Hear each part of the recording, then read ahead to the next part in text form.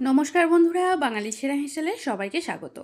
আজকের পটলের দুর্দান্ত স্বাদের একটা রেসিপি শেয়ার করতে চলেছি।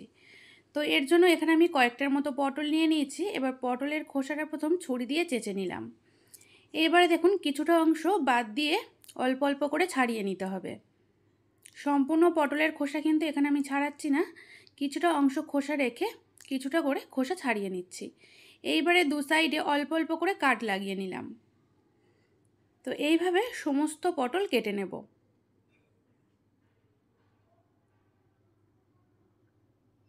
সমস্ত পটল এখানে কাটা হয়ে গেছে, পরিষ্কার করে ধুয়েও নিয়েছি। এইবারে এখানে একটা মিডিয়াম সাইজের আলু নিয়ে নিয়েছি। আর বন্ধুরা, এই রান্নায় আপনারা কিন্তু শুধু পটল দিয়ে করতে পারেন, আলু নাও দিতে পারেন। তবে এখানে আমি একটা মিডিয়াম সাইজের আলু দিলাম। তো আলুটাকেও পাতলা পাতলা করে, ঝোলের আলু যেমনভাবে কাটে সেইভাবে একটু পাতলা করে কেটে নিলাম।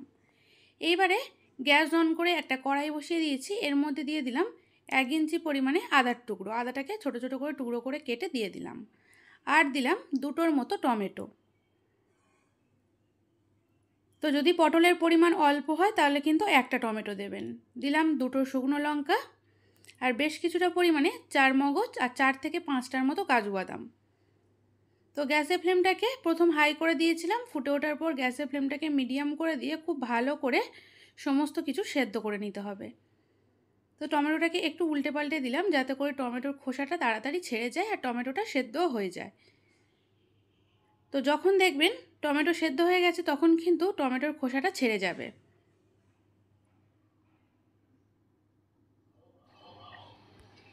তো এইবারে দেখুন টমেটোটা কিন্তু দেখেই বোঝা যাচ্ছে অনেকটা নরম হয়ে গেছে আর খোসাটাও কিন্তু টমেটো থেকে ছেড়ে আসছে।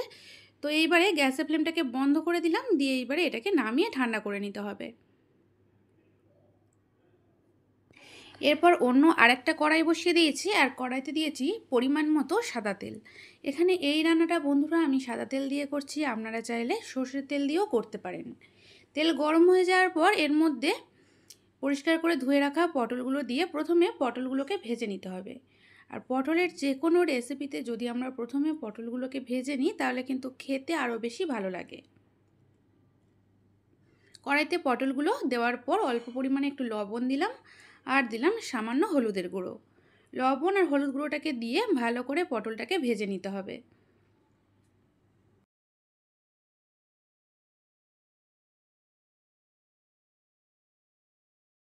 তো পটলটাকে কিছুক্ষণ নেড়েচেড়ে লবণ আর হলুদটা মিশিয়ে নিলাম। এইবারে এটাকে একটু ঢাকা চাপা দিয়ে রেখে দেবো, তাতে করে কী হবে, এটা সুন্দরভাবে ভাজাও হবে আর তার পাশাপাশি কিন্তু সেদ্ধ হয়ে যাবে। তো প্রায় মোটামুটি মিনিট দুয়েকের মতো ঢাকা দিয়ে, মাঝে কিন্তু আমি এক দুবার একটু নেড়েচেড়ে দিয়েছিলাম, তা নয়তো এক সাইডটা খুব বেশি পুড়ে যাবে। তো এইবারে এর মধ্যে দিয়ে দিচ্ছি কেটে রাখা আলু।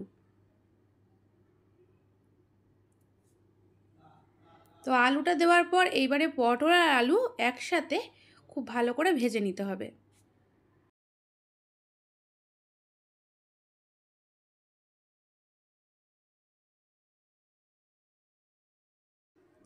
এখানে দেখুন আলু আর পটল দুটোই কিন্তু ভাজা হয়ে গেছে, পটলটাও কিন্তু বেশ ভালো মতো নরম হয়ে গেছে।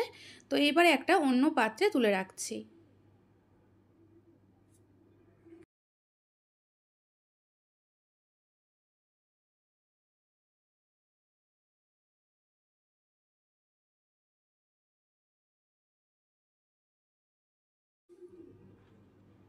এরপর এই কড়াইতেই দিয়ে দিচ্ছি একটার মতো তেজপাতা আর এর সাথে দিচ্ছি দুটো এলাচ আর এক টুকরো দারচিনি। এর সাথে অল্প ফোড়নের মতো জিরে দিয়ে দিলাম।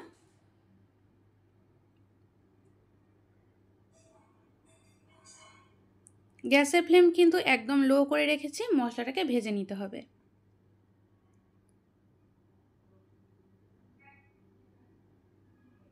আর যেহেতু গ্যাসের ফ্লেমটাকে লো রেখেছি, এবার এইদিকে মশলার পেস্টটাও তৈরি করে নিচ্ছি আর ভালো করে ঠান্ডা হয়ে যাওয়ার পর তবেই কিন্তু পেস্টটা তৈরি করবেন। আর এখানে আমি টমেটোর খোসা কিন্তু ছাড়িয়ে ফেলে দিয়েছি। আর যে জলে সেদ্ধ হয়েছিল অল্প একটু জল দিয়ে মশলার পেস্টটা তৈরি করে নিলাম। এইবারে কড়াইতে মশলার ওপরে এই মশলার পেস্টটা দিয়ে দিলাম। এইবার ভালো করে একটু ভাজা ভাজা করে নিতে হবে যাতে করে কোনো কাঁচা গন্ধ না থাকে। এর মধ্যে কয়েক রকম গুঁড়ো মশলা দিয়ে দেবো। দিলাম হাফ চা চামচের থেকে একটু কম পরিমাণে হলুদের গুঁড়ো, 1 চা চামচ পরিমাণে কাশ্মীরি লাল লঙ্কার গুঁড়ো, এটা কিন্তু আমি সম্পূর্ণ কালারের জন্যই দিলাম। আর দিলাম 1 চা চামচ পরিমাণে ধনের গুঁড়ো। এখানে কিন্তু আমি জিরের গুঁড়োটা আর দেবো না। তো মশলা দেওয়ার পর ভালো করে আবারও ফের বেশ কিছুক্ষণ কষিয়ে নিতে হবে।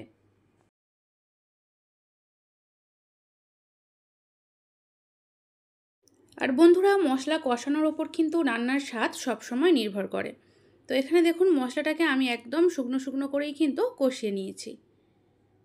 তো মশলা থেকে তেল ছাড়তে শুরু করেছে। এই পর্যায়ে এসে এর মধ্যে ভেজে রাখা আলু আর পটল দিয়ে দেব।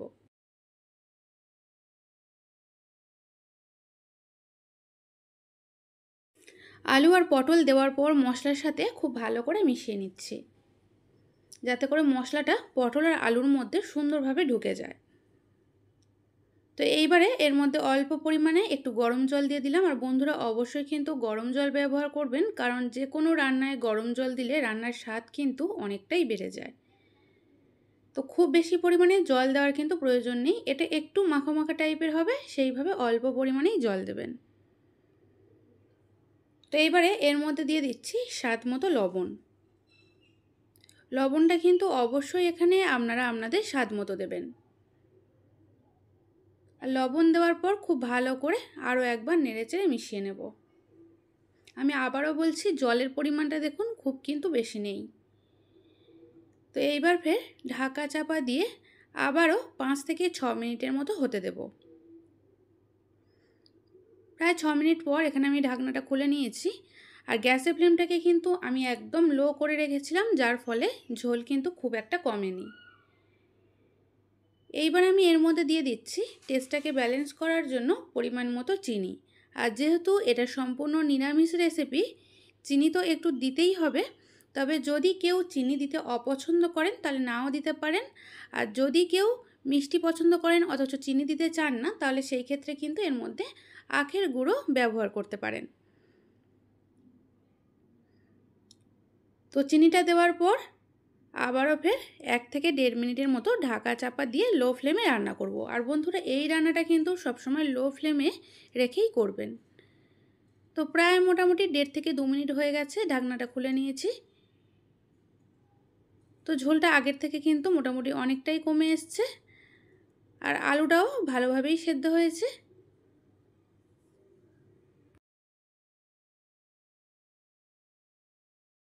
তো যদি মনে হয় সেদ্ধ হতে আরেকটু বাকি আছে, তাহলে গ্যাসের ফ্লেমটাকে কিন্তু এই রকম একদম লোতে রেখে আরও মিনিট খানেকের মতো ফুটিয়ে নিতে পারেন, তবে ঢাকা চাপা দিয়ে। তো আমাদের এখানে কিন্তু রান্না একদমই হয়ে গেছে। তো সব শেষে যেহেতু নিরামিষ রেসিপি, অল্প পরিমাণে একটু গরম মশলার গুঁড়ো ছড়িয়ে দিচ্ছি। আর বন্ধুরা, এখানে কিন্তু আমি ঘিটা আর দেবো না, আপনারা চাইলে অল্প একটু ঘি দিতেও পারেন।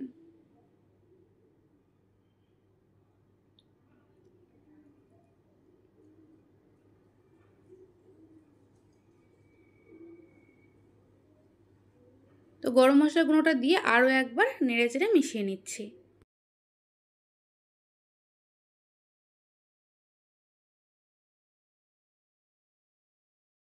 আর বন্ধুরা, গরম গরম এই রেসিপি আপনারা চাইলে ভাত, রুটি, পরোটা সব কিছুর সাথে কিন্তু ট্রাই করতে পারেন। খেতে জাস্ট অসম্ভব ভালো লাগে। তো এটাকে মোটামুটি 4 থেকে 5 মিনিটের মতো স্ট্যান্ডিং টাইমে রেখে দিয়েছিলাম, তারপরে গরম গরম পরিবেশন করছি। আর বন্ধুরা, আমার আজকের রেসিপি আপনাদের কেমন লাগলো অবশ্যই করে জানাবেন। যদি ভালো লাগে তাহলে একটা লাইক আর শেয়ার করতে ভুলবেন না। আর আমার থেকে নিত্য নতুন রেসিপি পেতে চ্যানেলটি সাবস্ক্রাইব করে পাশে থাকা বেল আইকনটি প্রেস করে দেবেন। তাহলে আমি যখনই আমার চ্যানেলে কোনো নতুন ভিডিও ছাড়ব, তার আপডেট আপনাদের কাছে খুব সহজেই পৌঁছে যাবে। আজ তাহলে এই পর্যন্ত, আবারও দেখা হচ্ছে নতুন কোনো রেসিপির সাথে। সবাই ভালো থাকবেন, সুস্থ থাকবেন, ধন্যবাদ।